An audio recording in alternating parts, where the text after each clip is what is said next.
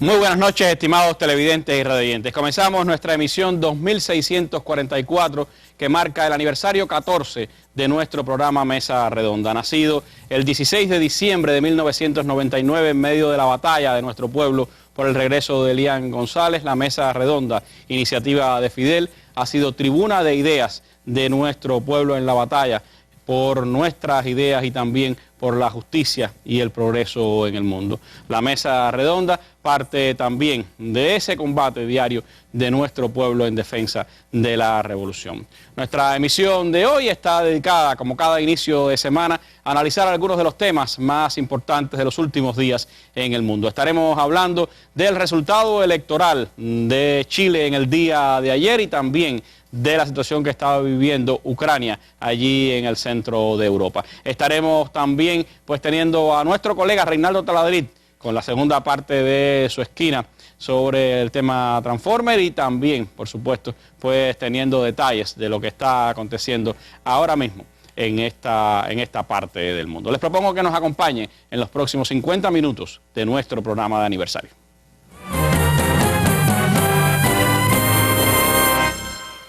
Bueno, les propongo iniciar, como es habitual en todas las emisiones, con la noticia del día. Hoy, en Caracas, Venezuela, se ha reunido el Consejo Político del ALBA-TCP, preámbulo de la cumbre del ALBA y también de Petrocaribe, que tendrá lugar mañana en Caracas.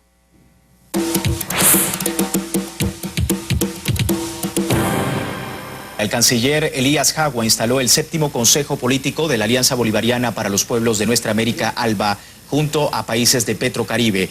En el encuentro buscan impulsar la creación de una zona económica en la región y firmar el tratado constitutivo ECO-ALBA. Se prevé que mandatarios de varios países de la región se den cita en Caracas para tratar los puntos pautados en la agenda de la cumbre. Luego de la instalación del Consejo Político, el canciller Elías Jagua resaltó la satisfacción del gobierno venezolano por los alcances de las organizaciones de integración latinoamericana. Para nuestra América. Estamos muy contentos, compañeros y compañeras, de que en medio de los grandes desafíos que hemos podido sortear durante este último año, nosotros podamos estar aquí demostrando que la iniciativa de la Alianza Bolivariana de Nuestra América y que la iniciativa de Petrocaribe siguen estando más vigentes que nunca. Que el legado y la construcción del comandante Hugo Chávez junto a todos los líderes de la América Latina y Caribeña que han empujado estos proyectos unionistas sigue más vigente que nunca. Bueno, así se expresaba el canciller venezolano Elías Jagua en la apertura de este Consejo Político del ALBA, preámbulo de la cumbre que tendrá lugar mañana y para la que ya están arribando a la capital venezolana varios mandatarios de los miembros tanto del ALBA como de Petrocaribe. A propósito de ello, se conoció esta tarde del arribo a Venezuela del primer vicepresidente de los consejos de Estado y de Ministros, Miguel Díaz-Canel Bermúdez, quien llegó a Caracas para asistir a la cumbre del ALBA y de Petrocaribe. El jefe de la delegación cubana a esta cita fue recibido a su llegada en el Aeropuerto Internacional de Maiquetía por la viceministra de Relaciones Exteriores para América Latina y el Caribe de Venezuela, Verónica Guerrero. La reunión del ALBA a Petrocaribe coincide con el 9º aniversario de la creación de la alianza que impulsada por Fidel y Chávez, hoy ya reúne a Venezuela, Cuba, Bolivia, Nicaragua, Dominica, Ecuador, San Vicente y las Granadinas y Antigua y Barbudas. Una importante reunión de la que, por supuesto, ustedes tendrán noticias a través de los espacios informativos de la radio, la televisión y la prensa escrita cubana. Comenzamos entonces nuestro primer segmento de la Mesa Redonda hablando sobre las elecciones presidenciales en Chile, el resultado de esas elecciones y lo que significan para el país sudamericano.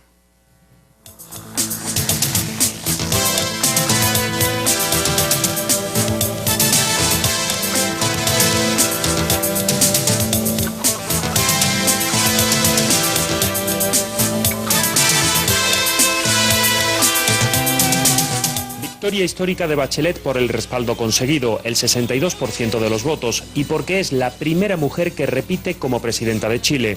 Un triunfo que es un aval para poner en marcha las reformas prometidas, la fiscal para combatir la desigualdad, la educativa y la constitucional. Chile ha decidido que es momento de iniciar transformaciones de fondo, con responsabilidad y con energía. Se siente legitimada pese a que hubo otro récord, el de la abstención. Casi el 60% de los chilenos no fue a votar. De ahí estas palabras. Debemos lograr que vuelvan a creer en la democracia y sus tareas, que crean en las instituciones, en la fuerza del voto. Todo un reto para los políticos, entre los que hay quienes rechazan el nuevo sistema de voto voluntario. Una reflexión que también hacen en la derecha, cuya candidata, que ha obtenido el 38% de los votos, asume su derrota frente a Bachelet. Felicitarla y para desearle el mayor éxito en su gobierno. A partir del 11 de marzo, cuando Bachelet asuma el cargo, Chile iniciará una nueva etapa política. Un 62% de los votos alcanzó Michelle Bachelet, convirtiéndose una vez más en presidenta de Chile. Al saludar a sus adherentes, se comprometió a avanzar en los cambios que los chilenos reclaman. Gracias a ustedes, especialmente gracias a los jóvenes, se ha manifestado con fuerza las ansias de construir un sistema educativo público, gratuito y de calidad. Poco después de cerradas las mesas, la tendencia mostró una clara derrota de la candidata oficialista Evelyn Matei, quien sin esperar nuevos cómputos salió a reconocer su fracaso ante Bachelet. Mi deseo más profundo y honesto es que le vaya muy bien. Nadie que ame a Chile puede desear lo contrario. En el mismo comando de Matei comenzaron los cuestionamientos y las explicaciones por la caída en esta elección. Siempre he dicho que lo que ha faltado en nuestro sector es más unidad, más trabajo en equipo, más trabajo propositivo más que destructivo. Y lo que tenemos que hacer es eso, idea, trabajar para construir un proyecto político que sea basado en una sociedad libre, solidaria, conectarnos con la gente porque de repente se produjo un distanciamiento. La jornada electoral de este domingo estuvo marcada por la alta abstención que rozó el 60%, dando cuenta de la disociación de la política con una sociedad que exige cambios de fondo a la institucionalidad heredada por la dictadura que encabezó Augusto Pinochet. Bueno, las visiones de Televisión Española y Telesur sobre lo acontecido ayer en Chile. Estaré compartiendo este segmento de nuestra mesa redonda con el colega Oliver Zamora Oria, periodista, analista internacional del sistema informativo de la televisión cubana. Pero antes de hablar, Oliver, sobre este importante acontecimiento, te propongo que hagamos contacto con Santiago de Chile. Tengo contacto telefónico precisamente con Beatriz Mitchell, la corresponsal de Telesur en Santiago de Chile. Buenas noches, Beatriz. Buenas noches, Randy. Buenas noches, Oliver. ¿Cómo están ustedes? Bueno, un gusto tenerte con nosotros acá en esta mesa de aniversario de la Mesa Redonda. Me gustaría escuchar tu percepción del resultado electoral de Chile. ¿Qué dicen los medios de comunicación chilenos sobre lo que ocurrió ayer y cómo valoran el hecho de ese alto abstencionismo que tuvieron las elecciones chilenas? Bueno, Randy, tal como tú dices, el alto abstencionismo, la alta abstención que se tuvo ayer en Chile fue una de las grandes noticias del día de hoy, producto de este proceso electoral. ¿Cuáles fueron los análisis que se dieron? Bueno, fueron muy diversos. Primero, hubo un análisis que se refería respecto a la diferencia que había entre Evelyn Matei y Michelle Bachelet, es decir, que por la baja competitividad de la elección, porque las encuestas ya daban como triunfadora a Michelle Bachelet con bastante anticipación a que se produjeran los comicios, esto habría generado algo de poca adhesión al proceso electoral. La gente pensaba que su voto no era importante para definir esta elección y para definir quién era la próxima presidenta, por lo tanto generó apatía y la gente no fue a votar. Ese fue uno de los análisis, pero también hubo otros análisis que fueron más sistémicos. ¿Por qué? Porque también hay que decir que esta no es primera vez que se genera una alta abstención. Se generó también una alta abstención en la primera vuelta, no fue tan alta como esta vez, pero de todas maneras más del 50% de la población no fue a votar. También para las elecciones municipales del año pasado hubo una alta abstención. Es por esto que muchos hablan de un descontento de la ciudadanía con el sistema político, con el sistema electoral, no solamente respecto a las propuestas de esta segunda vuelta electoral puntualmente, sino en general respecto al sistema político que hoy está rigiendo en Chile. Hay que dar un dato importante, Randy, a este respecto, y es que la gente que menos vota en Chile es la gente más pobre, es decir, la gente a la que más le pueden influir las políticas que generen los gobiernos, sobre todo las políticas sociales, las políticas de inclusión social, de mejoras de la salud, de la educación. Sin embargo, son estos sectores, los sectores más vulnerables, los que no van a votar. Eso ha pasado en todas las últimas elecciones. Todavía no se hace el análisis puntual respecto de esta elección, pero lo que dicen los analistas es que lo más probable es que se repita la tendencia, es decir, que los más pobres no hayan asistido a las urnas este domingo recién pasado.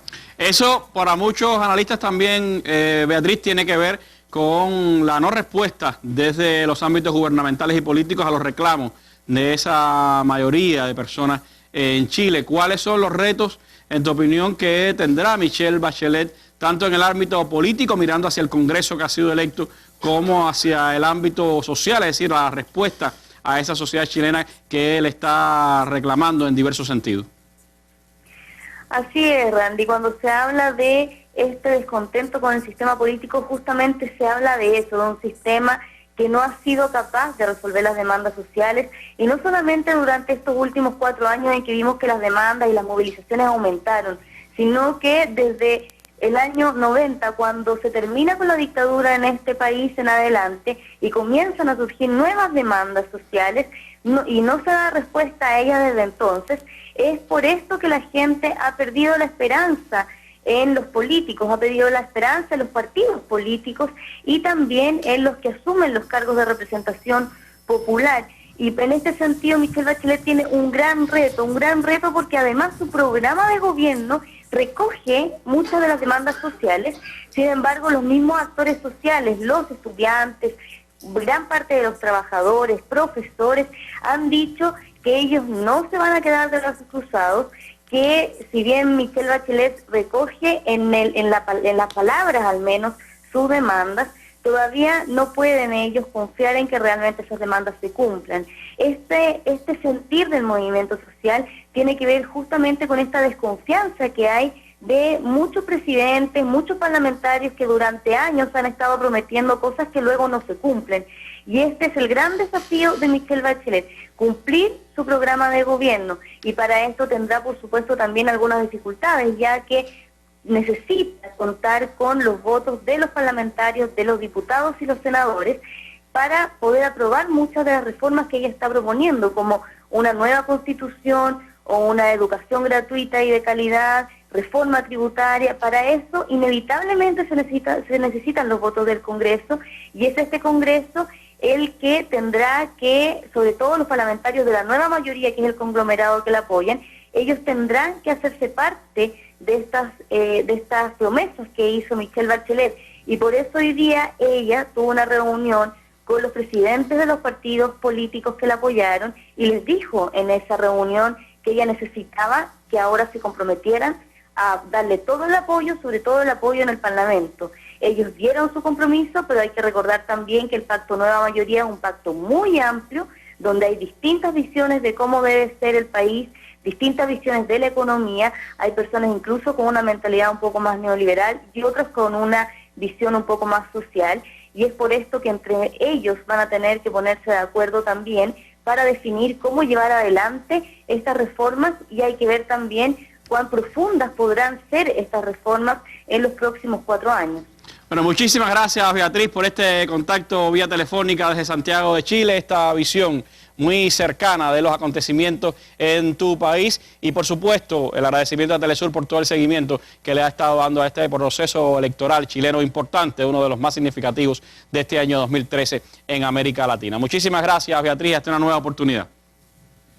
Muchas gracias a ustedes, buenas noches.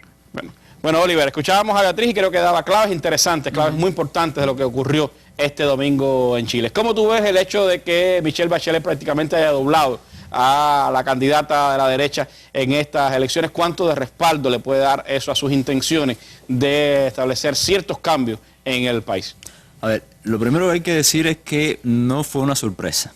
O sea, era una victoria prácticamente cantada. Recordemos que en la primera vuelta Bachelet se impuso por encima, aunque no logró el más del 50% más 1 que requiere la Constitución, ¿no?, las leyes para hacerse con la presidencia, pero con más de 20 puntos de ventaja sobre Evelyn Matei, que fue una mala candidata, la verdad, y con un discurso, vamos a decir, también malo, en el sentido, recordemos que incluso vino siendo como una candidata de compromiso.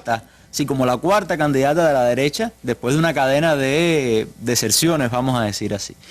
Y por supuesto, Michelle Bachelet, ya prácticamente lo tenía cantado. Era muy difícil, tendría que ocurrir algo muy grande, vamos a decir una torpeza muy grande que una política de su altura no iba a cometer para que se revirtieran estos resultados. Yo creo que, bueno, se mostró parte del abstencionismo, más allá de los problemas estructurales, vamos a decir, del desencanto que hay con el sistema político, también se reflejó en eso. La gente sabía prácticamente que Michelle Bachelet iba a ganar sin ningún problema. Pero estamos hablando, además, Randy, de una mujer que tiene un gran capital político, sobre todo en estos momentos en Chile, en el cual incluso hasta la derecha ha tenido que darle otra lectura y ha tenido que tener otro discurso con respecto al tema de la dictadura. Sabemos que Chile es un país atado a su pasado, pero atado a lo más oscuro de su pasado. Y este año que era el 40 aniversario de aquel acontecimiento. Exactamente, estamos hablando de una mujer en primer lugar que fue víctima de la dictadura. Su padre, a quien era muy cercano, eso saldrá en un libro que se está escribiendo en estos momentos, o que va a salir pronto, fue víctima de esa dictadura. Era un general que, por supuesto, vamos a decir, respetaba el orden constitucional, se opuso al golpe, fue torturado y además murió debido a esas torturas. Una mujer que tuvo que abandonar el país y que regresó en plena dictadura. En plena dictadura se hizo médico, se le negó, por ejemplo, trabajar en el sistema de salud público por las razones evidentes, y que después, cuando cae el gobierno de Pinochet, y con ello vino, vamos a decir, la supuesta democracia que vino después en Chile, bueno, tuvo sus cargos, ministra de Salud de Lagos y después ministra de Defensa, y fue construyendo, vamos a decir, todo un capital político. Y además esto de ser víctima de la dictadura le permite, y haber sido una presidenta exitosa, recordemos que terminó con más de un 80% de popularidad, le permite moverse en varios sectores de la sociedad, vamos a decir, chilena, o encontrar resortes, puntos de apoyo, tanto en el empresariado, porque tuvo una gestión muy buena y nunca le dio la espalda, vamos a decir, al modelo liberal, que era imposible hacerlo en el Chile de entonces. Las cosas que ella propone hoy era imposible hacer en aquel momento también. Sin embargo, también encontraba, vamos a decir, asideros, puntos de apoyo en los sectores que habían sido víctimas de la dictadura. Eso es muy importante. Ahora, decía Beatriz que necesitará de un Congreso que, por supuesto, le va a llevar mucha negociación.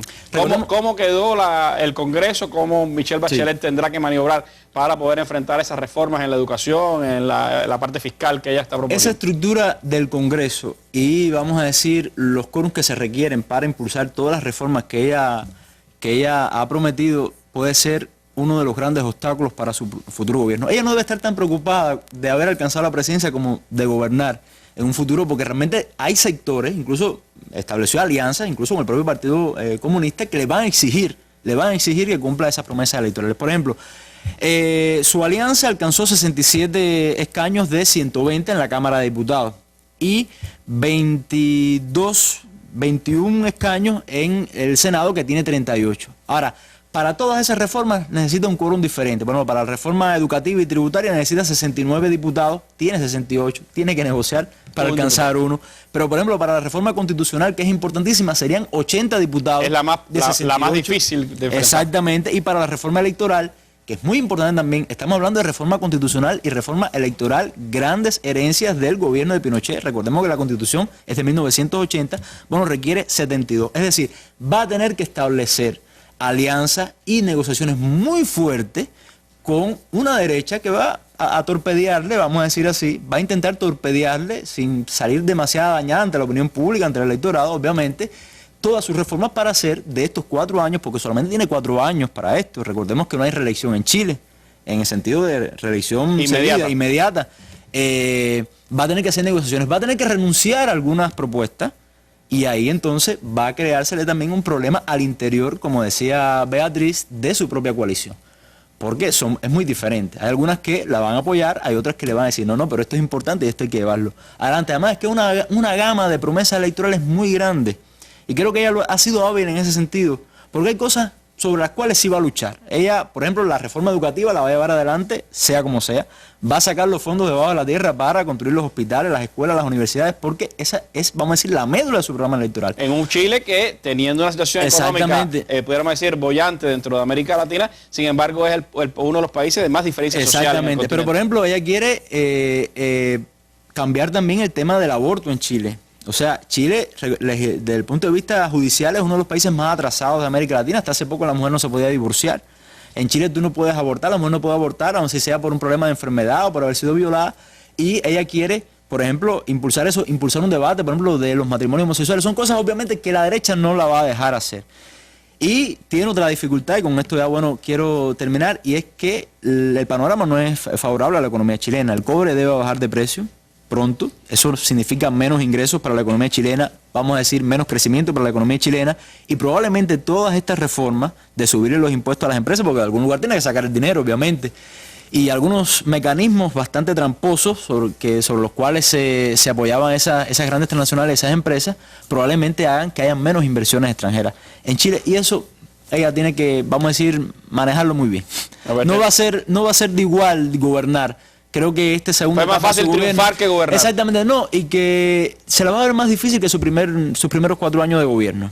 O sea, las condiciones son totalmente diferentes. Hay un Chile más polarizado, que intenta cambiar, necesita cambiar. Vamos a ver si lo dejan cambiar. Bueno, pues vamos a ver exactamente qué es lo que sucede en los próximos 4 años. Por lo pronto, triunfo de Michelle Bachelet en Chile, una importante noticia también para América Latina y, por supuesto, para esos intentos de integración y de cambio en este continente. Que le dijo que le iba a dar la misma importancia a sus vecinos latinoamericanos, al proyecto latinoamericano, que a sus aliados del Pacífico. Recordemos que Chile estaba tratando de meter una cuña al tema de la integración latinoamericana con la Alianza Pacífico. Dijo no, que los dos iban a estar al mismo nivel. Un aporte importantísimo en política exterior. Bueno, pues creo que esas son las noticias que nos ha dejado este domingo electoral en Chile. Quiero agradecerle a Oliver por haber estado con nosotros en este primer segmento de nuestra mesa redonda, y a ustedes los invito a que nos sigan acompañando.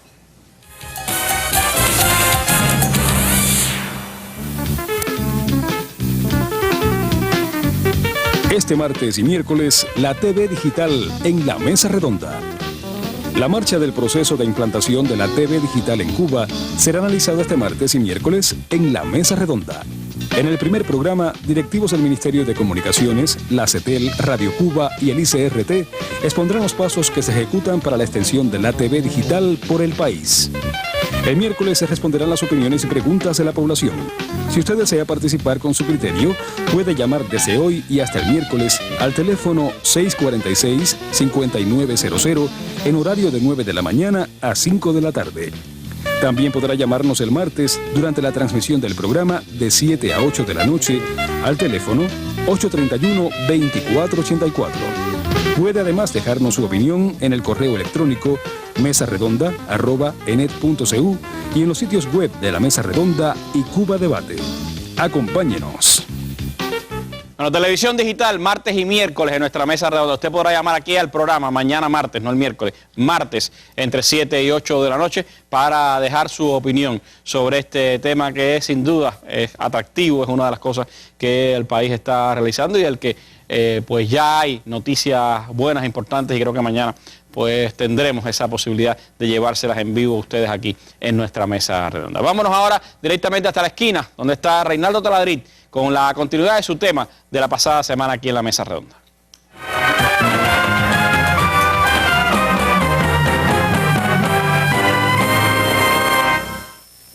Efectivamente, tal y como les prometimos, hoy la segunda y última parte de estas dos esquinas dedicadas a cómo los militares están produciendo una cantidad de robots, es la palabra, que no sabemos hasta dónde puede llegar, si será para bien o será para mal y para qué se usarán. La semana pasada impactó mucho que Terminator, recuerden el Terminator de la película, se hizo realidad. Acaban de sacar un robot que se llama Terminator, igual que el de la película, pero no se especifica para qué. Y hoy continuamos con nuestro invitado, el doctor Néstor García Iturbe, profesor del IRRI. Buenas noches, doctor. Bienvenido a la esquina. Y en aras del tiempo quiero entrar directo en una pregunta de algo que leí y me intrigó. Yo leí que están produciendo, escuche esto, lo que yo leí, balas para perseguir vehículos. ¿Eso es verdad? Exactamente. Hay una bala que se ha hecho para perseguir vehículos. Esa bala está precisamente fundamentada en el mismo proyecto aquel que teníamos del fusil implantador de microficha. Sé que le disparaban, te implantaba una cosa minúscula y te podían seguir por un GPS dentro de tu cuerpo, donde quiera que uno estuviera. Esta bala tiene un GPS y entonces esa bala se coloca. A ver, esa es la bala. Es esta. Esa es la bala, ahí tiene un GPS. Esto está ampliado, ¿no? Sí, esto está ampliado, claro. Muchas veces. Es una bala más grande. Eso se dispara. Se dispara. Hay un equipo que la dispara, que es ese equipo. Dispara la bala, se pega al carro y ahí está pegado el carro. Se pega el carro, ya el carro se puede ir. Eso por lo regular es cuando un carro de eso lo están persiguiendo por una ciudad, que puede haber un accidente, que puede pasar cualquier cosa. Cuando le disparan la bala, ya el carro se va, pero sigue controlado por el GPS y lo pueden buscar donde quiera que se mete. Y es de, ahí, por ejemplo, más o menos de este tamaño la bala. Ese tamaño. ¿O está ampliado ahí? No, ahí es más o menos ese tamaño. Eso, fíjate que está... Ahora, el que va en el auto siente que... El que va en el auto no siente nada, porque esa es una bala que se pega, no es una bala que hace un impacto dentro del carro. O sea, que le disparan eso y lo siguen. Y lo siguen, no le van cayendo Aunque atrás. la más impresionante es cuando se lo disparan a uno dentro del cuerpo y siente una picada de mosquito, ¿no? Y es que te van siguiendo, y van pero siguiendo en este a uno. caso ahora, es el mismo principio. Lo otro que a mí me llama la atención es que he leído, buscando para estas esquinas con usted, que hay una cantidad ahora de Terminator impresionante, que hay cosas que le dicen Terminator tal, Terminator más cual, etcétera, en el campo este de las investigaciones. ¿De qué están hablando aquí? Bueno, ahí están hablando de cualquier cosa si te pones a ver, porque hasta hay una semilla hecha por Monsanto que se ha estado protestando en América Latina por esa semilla, y los que protestan le dicen a la semilla el Terminator. Sí, el exterminador. Pero bueno, en el caso de cosas robóticas o de investigación, por ejemplo, ahora en el Instituto Tecnológico de Massachusetts, el MIT, están produciendo unos cubos, que ahí tenemos los cubos, pues puedes ver. Estos son cubos formadores para Terminator del MIT de Massachusetts. Esos son cubos formadores para Terminator del MIT de Massachusetts. Esos cubos se ensamblan solos, brincan, caminan, se viran hacia un lado, hacia el otro. Tienen una computadora internamente, reciben una señal de lo que tienen que hacer, y estos cubos más o menos se van pegando por imanes. Tú los sueltas y ellos se juntan. Es decir, están buscando el principio este del Terminator, de cuando es destruido, no se destruye, sino a la vez se vuelve a unir y conforma otra vez. Por eso le pusieron Terminator, porque cuando en la película lo destruían, él mismo se volvía a ensamblar. Exacto. Y eso es lo que están buscando Eso ahora. es lo que están haciendo ahora, eso es lo que se está haciendo. Hay otro equipo que ellos también están trabajando sobre otro principio, porque este es el principio de los cubos. Este otro equipo también, que es ese que usted ve ahí, también está trabajando el MIT, pero como tú ves, es un principio completamente distinto. Esto también se ensambla, se desensambla, coge un tipo de ¿cómo se llama?, de figura, etcétera, etcétera, pero bueno, también es otro tipo de Terminator. Es lo mismo, tratar de autoensamblarse si es destruido. Buscando otra tecnología. Es decir, están buscando otra tecnología. Hay otras cosas más. ¿Qué otro Terminator Por ejemplo, tenemos? hay un Terminator que precisamente ya se llama así, que es este que usted ve aquí. Este también es Terminator Camel. ¿Qué hace este? Bueno, eso figura de tú, tiene una ametralladora, tiene tubos lanzacohetes, tiene tubos lanzagranadas, ¿no? Y ese además tiene una cámara de televisión, porque ese Terminator es dirigido por control remoto. A ver, ese Terminator está en un campo de batalla y avanza solo. Avanza solo, lo van dirigiendo, él avanza con la cámara de televisión, van viendo hacia dónde lo llevan, dobla aquí, dobla allá, ve un enemigo, le disparan, todo eso a través de control remoto. Ahora, déjeme hacer una pregunta, no es invulnerable, porque No. si le dan un buen morterazo lo destruyen. Lo destruyen y entonces le lanzan el otro,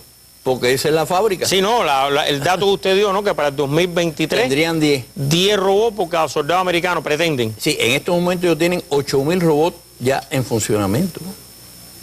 En estos momentos. En el ejército. En el ejército tienen 8.000 robots en funcionamiento. Ahora, ¿qué otro Terminator Bueno, tenemos? otro Terminator aquí que se llama el MK1. MK1, ¿este Sí. qué hace? Ajá, ese tiene un brazo hidráulico que busca donde hay el explosivo, desarma el explosivo, lo saca, pero ese brazo hidráulico posteriormente se está planteando que va a formar parte del Terminator que se arme con los cubos y con todas las demás cosas que forme el Departamento de Defensa. Es decir, cada cual va a hacer su parte. O sea, este es el brazo. Este es el brazo. El brazo y las extremidades van a estar basadas en esto que usted ve aquí. ¿Qué más tenemos? ¿Qué otro robot tenemos de este mundo que, bueno, un ejército de robots? Cada día. Esa es una, en la Guerra de las Galaxias, porque es que hay que hablar de películas, en la Guerra de las Galaxias ustedes recuerdan, estaba como la Guerra de los Clones, ¿no? Sí. O la invasión de los clones, algo de eso, una parte que es un ejército de robots. Aquí hay un robot que es el acompañante que le llaman. Este robot es este que viene atrás de los soldados. Pero eso no se parece a un tanque, Bueno, se parece, pero mira, ¿Qué ese cosa es? robot puede estar artillado, pero además tú no ves que el soldado no lleva nada arriba. Tú has visto cuando el soldado estadounidense va a la guerra, Sí, que sí, lleva una lleva mochila, una cantidad enorme de bueno, cosas. todo eso va en el acompañante. Él lleva una cantidad de balas, él lleva 2 o 3 granadas, pero cuando se le acaba, el acompañante O sea, él va atrás de los soldados, como un almacén rodante. Es como un almacén rodante. También se puede poner adelante, porque como se puede artillar, se puede poner adelante y entonces que le abra espacio a los soldados para entrar. Pero le dan un morterazo y se quedan prácticamente sin municiones. Y entonces entra el otro. O sea, porque bien lo robó. Sí, porque bien lo robó. Ya. ¿Tú me entiendes? O sea, porque bien lo robó. Ajá. Ahora bien, yo le quiero hacer una pregunta. Yo leí, no hace mucho, que se ha logrado utilizar los televisores modernos como espía. Sí. Pero televisores en las casas. Televisores en las casas. A ver, vamos a explicar esto bien. ¿Qué tiene de realidad y qué tiene de fantasía? Bueno, esto? A ver. Estos televisores son los televisores que le llaman inteligentes, que son televisores que están conectados a internet. Entonces de pronto te sale una película. Si usted quiere ver la película tal, tiene que pagar tanto. Entonces tú le pones el número de tu tarjeta de crédito, ¡bom!, y entra la película. Te dicen, se vende un libro, no sé qué cosa. Si usted quiere $32, le vendemos el libro.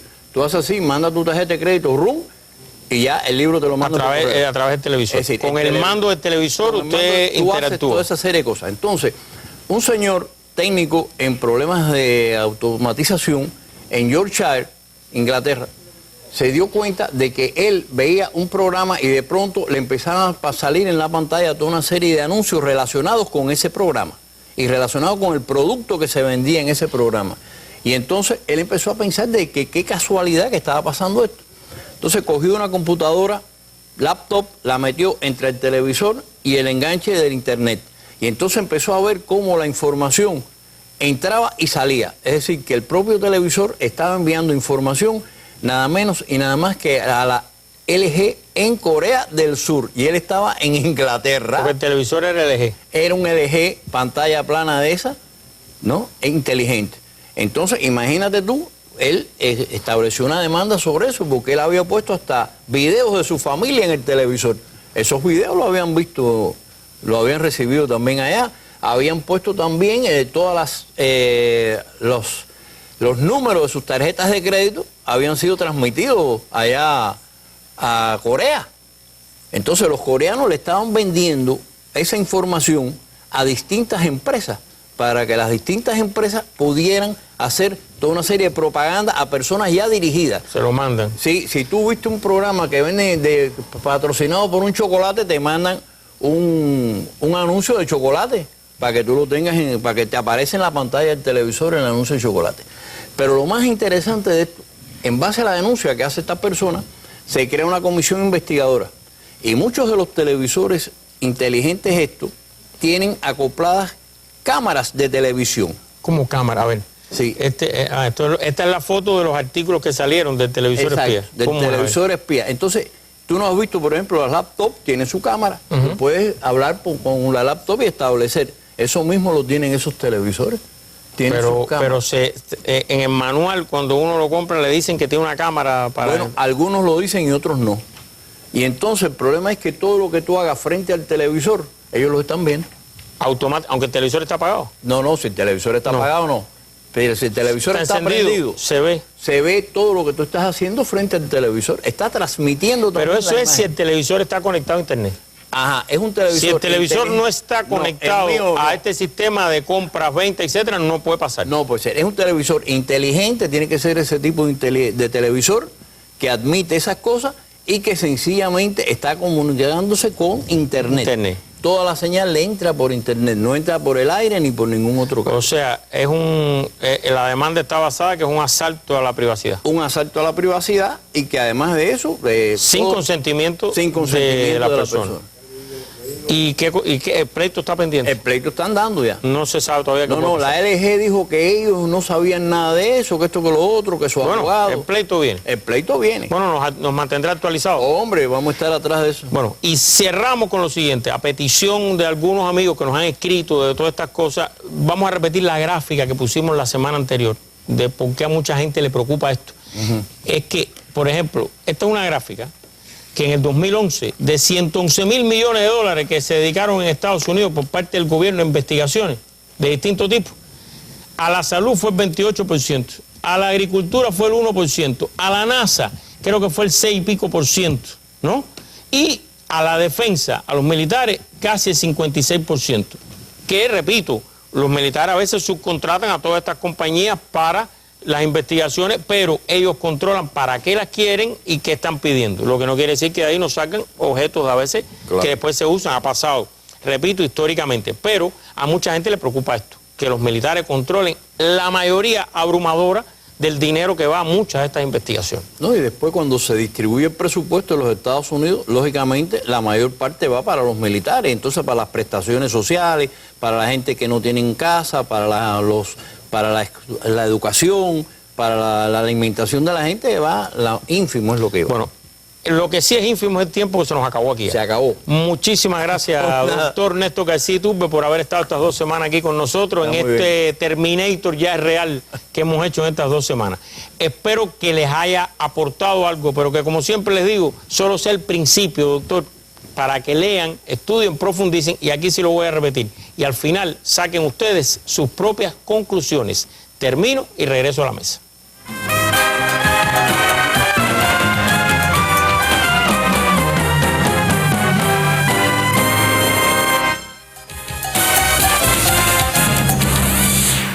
Muy buenas tardes, queridos televidentes y radioyentes.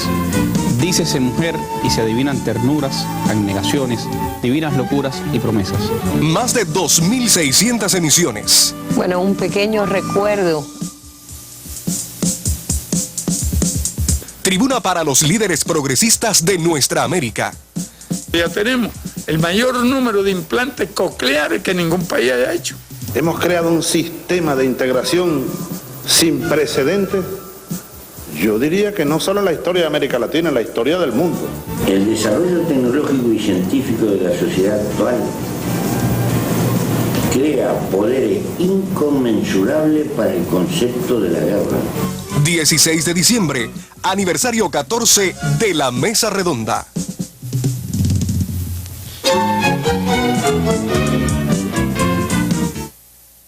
Bueno, nos vamos ahora en esta mesa redonda, en este inicio de semana, a analizar los acontecimientos en Ucrania. Les propongo pues ver un material introductorio al tema y después les presento a mis invitados de la noche.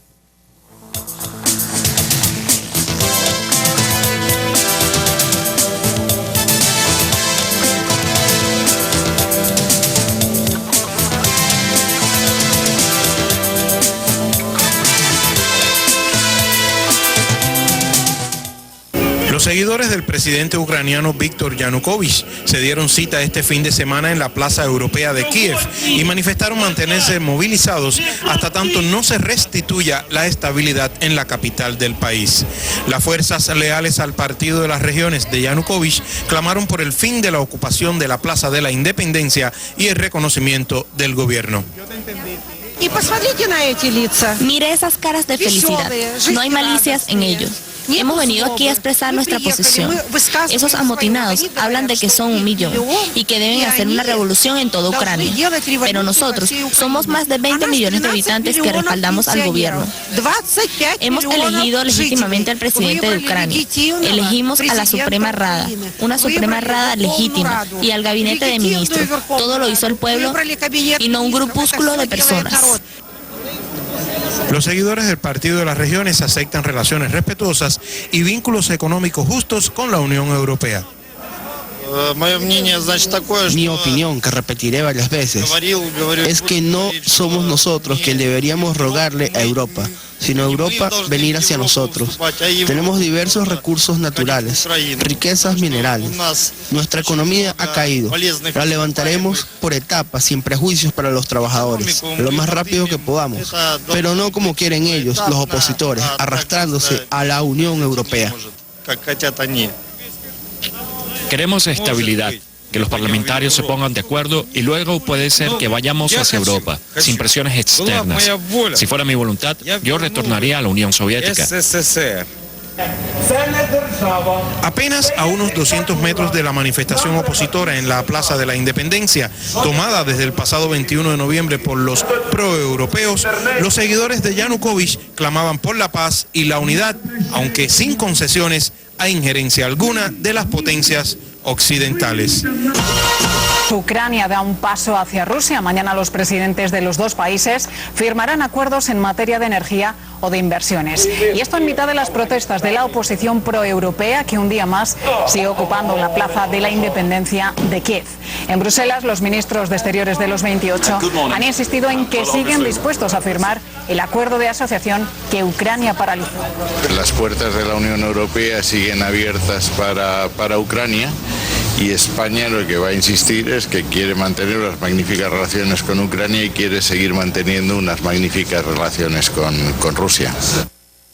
Bueno, ¿Ucrania prorrusa o Ucrania proeuropea? Ese es el tema con el que de una manera maniquea los medios de comunicación han estado presentando lo que está ocurriendo en ese país. Y nuestra mesa redonda hoy trata de hacer un acercamiento a este importante acontecimiento y para ello me está acompañando nuestra colega Elsa Claro, analista de temas internacionales, especialmente los de Europa, y el doctor Leide Rodríguez Hernández, profesor del Instituto Superior de Relaciones Internacionales aquí en La Habana. Elsa, ¿qué es lo que está ocurriendo realmente en Ucrania? ¿Por qué estos enfrentamientos en las calles? Aquí, si nos guiamos por los medios, es lo que tú decías, una visión bastante maniquea, bastante reduccionista de lo que está ocurriendo. Y el problema tiene otras dimensiones y tiene también otros ángulos que serían muy interesantes de analizar en profundidad. Ante todo, a Yanukovych, por ejemplo, se le acusa de ser prorruso. Eso es falso. Yanukovych, igual que otros dirigentes, o igual que una gran parte de la ciudadanía ucraniana, quisieran mantener relaciones fructíferas con Rusia, de la misma manera que quieren tener relaciones también con distintos países europeos. Pero lo que está proponiendo la Unión Europea no es en condiciones de igualdad, no es en condiciones realmente ventajosas para Ucrania. Muchos de los que están manifestándose piensan que lo que se ha propuesto es la adhesión, la membresía al pacto comunitario, y no es así. ¿Qué es lo que realmente se está proponiendo? Es una especie de tratado de libre comercio, donde la parte más gruesa del asunto, la más ventajosa, es para la parte europea. ¿Por qué razón? En primer término, porque le ponen toda una cantidad de condicionantes a cumplir a Ucrania desde el punto de vista económico y desde el punto de vista político también. Desde el punto de vista económico, por ejemplo, solamente la reconversión industrial que tienen que hacer los ucranianos para estar acorde con los estándares europeos en materia industrial, lo que le cuesta al país tremendo, y el país lo que necesita es dinero, lo que necesita son ingresos, no egresos, y esto lo provocaría. La Unión Europea, cuando ha querido que algún otro país vaya a su fila, lo ha ayudado con los famosos fondos de cohesión, con distintos tipos de ayuda que más o menos han equilibrado las situaciones económicas entre uno y otro. En este caso no lo hace, lo más que lo ofrece son unos 200 y pico de millones de euros, lo cual es absoluta y totalmente insuficiente. Pero además es que hay un grupo de exigencias, como por ejemplo, que las establece sobre todo el FMI, que uno se pregunta, bueno, ¿y qué hace el FMI en una vinculación o una posible vinculación entre la Unión Europea y Ucrania? ¿Qué rayos tiene que hacer ahí? Bueno, pues, ¿por qué? Porque el FMI forma parte de la Troika, o sea, Unión Europea, Banco Central Europeo, FMI. Por lo tanto, son las mismas políticas las que está pidiendo una cantidad de ajustes como los que se le han exigido a Grecia, a España, a todos los demás países que han tenido problemas de índole económica. Y sobre todas las cosas, desde el punto de vista político, están haciendo una exigencia que es bochornosa, que es un insulto al ciudadano corriente, que es que liberen a la ex premier Yulia Timoshenko, que fue encarcelada por problemas de malversación de fondos de unos tratos que hizo con la propia Rusia, que onerosos, que al decir de una cantidad de especialistas, hizo esos tratos desventajosos para Ucrania porque fue favorecida económicamente. Aquí lo que estamos viendo es, ante todo, una lucha por el poder en Ucrania y también, por supuesto, de la lucha intereuropea. Pero bueno, si nos da tiempo, claro, quizás podamos ahondar. Hay elementos sin dudas que están marcando esta dinámica de lo que está ocurriendo en Ucrania, y como tú señalabas, pues sin ser miembro quieren que cumpla las exigencias del pacto de la Unión Europea. De los miembros. ¿Cómo ve Leide este dilema y por qué hay tanto interés también en un acercamiento entre Ucrania y Rusia?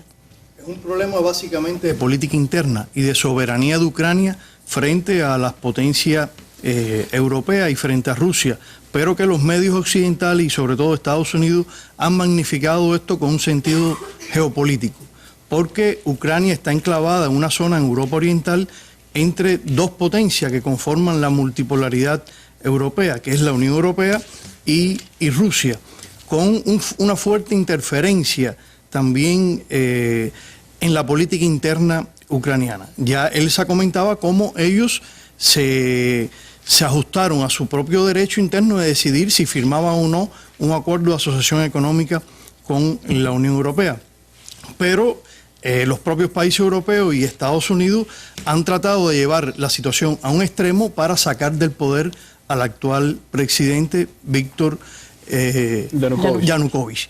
Esa es la situación que tenemos desde hace un mes. La propia revista, que tiene una gran influencia en los medios académicos y políticos occidentales europeos, Foreign Affairs, ha publicado el 11 de diciembre un artículo extenso en que plantea que Yanukovych debe abandonar el poder, debe quitar el poder. Es uno de los nuevos, podemos decir, tiranos que quiere quitar, la nueva tendencia. Y no se trata de un dictador, se trata de un presidente electo democráticamente, según las normas occidentales. Según las propias normas occidentales, que está defendiendo una política económica soberana. Ahora, ¿qué puede interesarle a Estados Unidos? Un dilema que supuestamente es entre la Unión Europea, Ucrania y Rusia. Es decir, ¿cómo desde Estados Unidos se quiere dictar lo que puede ocurrir en ese dilema? ¿Por qué hasta John McCain ha hecho declaraciones intervencionistas en la situación de John McCain, han ido senadores demócratas, republicanos, como John McCain, Chris la vicesecretaria de Estado, la Nuland. Exactamente, la Nuland, la vicesecretaria de Estado, el cónsul de Estados Unidos se ha interesado y ha conversado, han llevado alimentos, han llevado dinero, 15 millones dinero, de dólares. Han conversado con los manifestantes, con algunos de ellos han marchado por la ciudad, en la Plaza de la Independencia, y esto tiene que ver también porque Estados Unidos quiere llevar un poco este país hacia Occidente. Forma parte de la política que desde el año 1991, después de la caída de la Unión Soviética, viene llevando Europa Occidental y los propios Estados Unidos, de llevar la Unión Europea y las posiciones occidentales hasta lo más cerca de Rusia. Es decir, que indirectamente hay un ataque a Rusia, porque Rusia también quiere tener relaciones económicas con Ucrania, quiere que Ucrania también participe en los procesos de integración que ellos están desarrollando en torno a la comunidad de estados independientes y a la unión aduanera, mientras que la Unión Europea trata de cerrar la expansión hacia el este, llevando a Ucrania hacia un tratado de libre comercio. Por lo tanto, es una puja, una confrontación también de carácter geopolítico, pero utilizando una situación y una decisión soberana de política interna en Ucrania. Algunos han querido recordar de alguna manera, Elsa, el tema de la llamada Revolución Naranja, aquel momento en el que con todo el entrenamiento norteamericano y el dinero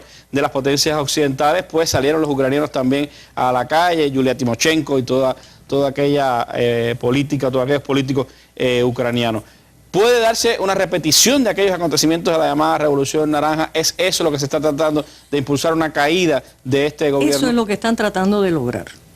Y te recuerdo que es la misma política que se viene siguiendo desde Yugoslavia, desde la época de Slobodan Milosevic. Las revoluciones de colores, como ellos le han llamado. Las revoluciones de colores. El mecanismo es el mismo. Esta es una idea que surge en Estados Unidos, que se aplica por parte de grupos juveniles europeos en varios países. Este no es el primer país donde se hace, que fue muy activo en la Revolución Naranja, como le llamaron, porque además tratan de apropiarse del lenguaje, del léxico propio de los grupos progresistas para hacer cosas que son realmente reaccionarias. Y en realidad ni la Revolución Naranja, ni creo que, suponiendo que tuvieran éxito ahora, pudieran lograr lo que nada positivo para la población ucraniana, que es lo peor de este asunto. En primer término, Ucrania pierde por todos lados, por donde quiera que la pare. Y yo diría que este es un asunto que no empezó en el 91, yo lo pondría más atrás, porque ya en los años 80 ya se estaba tratando de separar a Ucrania de Rusia y además de no solamente de separarla, sino del ingreso de Ucrania en la OTAN. Recordemos que desde el año 45 Ucrania tiene su membresía en ONU, aparte de la Unión Soviética, cuando existía la Unión Soviética. Es el segundo país más extenso de Europa después de Rusia. Hay teorías, por ejemplo, Berzezinski plantea eso, que Rusia junto con Ucrania es un imperio, separadas no. Es decir, este es un país, estamos hablando de un país que tiene un territorio extenso, una población, 46 millones de habitantes, que tiene además de esos recursos minerales importantes, que es un gran productor de granos y otros, el mayor productor mundial, por ejemplo, de remolacha, para producir azúcar y otras vertientes. Es decir, estamos en presencia de un codiciado espacio desde todo punto de vista, pero sobre todas las cosas, ya en el 2000 se firmó el Tratado de Asociación para la Paz, que es el preámbulo para el ingreso a la OTAN. Exactamente. Mucho interés tienen en este aspecto militar también para rodear a Rusia. Esto es un ataque directo a Rusia, en realidad, no solamente a Ucrania. O sea, quieren aprovecharse de las ventajas que les aportaría Ucrania y encima de eso, además, cercar militarmente a Rusia. El tema energético parece ser muy importante. Mañana habrá esta reunión entre Yanukovych y Putin y el gobierno ruso para hablar sobre el tema energético. ¿Qué se puede prever, Leide? ¿Seguirán estas manifestaciones? ¿Se forzará hasta el extremo de la caída del gobierno? ¿Qué se pudiera predecir? En realidad, para los intereses, digamos, ni de Rusia, ni de Ucrania, ni de la Unión Europea, ni por lo propio que ha dicho Berzezinski, lo que buscan es buscar una solución que cree una estabilidad, porque en realidad es necesaria esa energía en medio del invierno. Para los países de la Unión Europea es necesaria esa energía que viene de Rusia y que pasa por Ucrania. Y que pasa por Ucrania. Es decir, toda la energía, el 80% de la energía del gas que viene desde Rusia y de los países también del Asia Central pasan por Ucrania, van por Rusia y están bajo el control también una buena parte de esos gasoductos de Rusia. Por lo tanto, hay que buscar un acuerdo, porque entonces eso afecta más a la crisis económica europea y tiende a desestabilizar una región en que podría afectarse también Polonia, Eslovaquia, Hungría, los países del Báltico. Ese es el consejo que ha dado Berzezinski, es decir, buscar la estabilidad, aunque una Ucrania separada de Rusia evita el imperio ruso, pero también aconseja que haya cierta cordura y estabilidad para que la zona no tienda también a desestabilizarse, porque eso afectaría a la economía y la prosperidad no solo de los países occidentales de la Europa del Este, sino también a los que están afectados en la Unión Europea, que no han salido todavía totalmente de la crisis. Por lo tanto, el escenario que yo pienso es de una solución en dos direcciones, porque Yanukovych no ha dicho que se va a retirar totalmente de la integración europea. Con la Unión Europea, sino que ese es un objetivo que tienen a largo plazo, pero si no es que ahora, sí lo harán en otro momento, pero tienen que reconsiderar las exigencias y las condiciones, y no afectando los intereses nacionales de Ucrania. Y Rusia también ha propuesto que la negociación sea a tres bandas, teniendo en cuenta los intereses también económicos y comerciales y energéticos de Rusia, y la historia, hacia la relación, Ucrania y hacia la Unión Europea. Es decir que yo creo que todos los actores tratarían de buscar una solución dadas las condiciones económicas actuales de la Unión Europea. Pues veremos qué pasa mañana en esa reunión entre Rusia y Ucrania y por supuesto los acontecimientos más adelante en esta situación bastante tensa que se está viviendo en ese país, con multitudes reunidas en dos plazas diferentes en el medio de Kiev y clamando por dos visiones diferentes de país. Una situación sin duda que está llamando la atención no solo de Europa, sino de toda la comunidad internacional. Le agradezco a Elsa y a Leide este rápido acercamiento a la situación de Ucrania, un tema que merece pues más adelante otra visión mucho más profunda de lo que está ocurriendo allí. Así estamos terminando esta mesa redonda que ha marcado el aniversario 14 de nuestro programa. Quiero agradecerle al colectivo técnico, al ICRT, a todos los que han sido parte de nuestro programa a lo largo de estos 14 años de trabajo y por supuesto entrar ya en el año 15 de nuestra mesa redonda. Les recuerdo que a las 9:30 de la noche puede ver a través del canal Educativo 2 nuestra mesa redonda internacional de Telesur, hoy analizando también las elecciones en Chile, y quiero despedirme con nuestras imágenes del día, imágenes que para este 14 aniversario son sin duda simbólicas para nuestro pueblo y para nuestra mesa redonda. El comandante jefe Fidel Castro recibió el pasado 13 de diciembre al periodista y escritor francés-español Ignacio Ramonet, quien estaba de visita en nuestro país y que Ramonet publicó en su red social en Facebook estas imágenes que compartimos con ustedes y con las que nos despedimos de esta mesa redonda. Seguimos en combate. Muy buenas noches.